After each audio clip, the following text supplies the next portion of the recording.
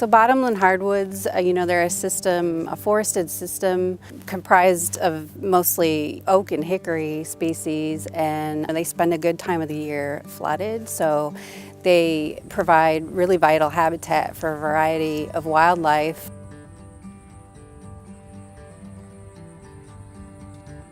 I'm Karen Mangan. I'm the wildlife biologist at Cypress Creek National Wildlife Refuge.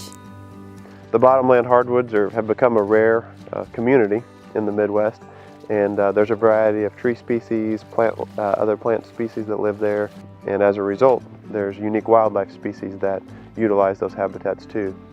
I'm Heath Hamilton. I work for the U.S. Fish and Wildlife Service. I'm the Wildlife Refuge Specialist at Patoka River National Wildlife Refuge. Where we are today is in the middle of a 12,000 acre block of bottomland forest. The largest of its kind, around for many, many miles. Chad Deaton is my name. I'm the Supervisory Natural Resource Specialist on the Shawnee National Forest. I'm Michael Sertle with Ducks Unlimited. I am our regional biologist for Illinois and Indiana. Here in the Central Hardwoods region, where Oakwood is located, we do expect a degree of climate change. We expect things like higher flooding. We're seeing transition of species where areas that used to perhaps support things like oak are now more towards ash because it's wetter conditions than what it used to be.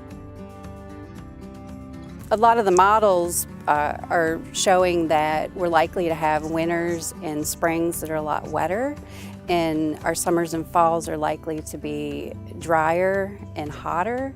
We should expect to see more significant rainfall, more significant flooding events, even as we look forward to the future here at the refuge.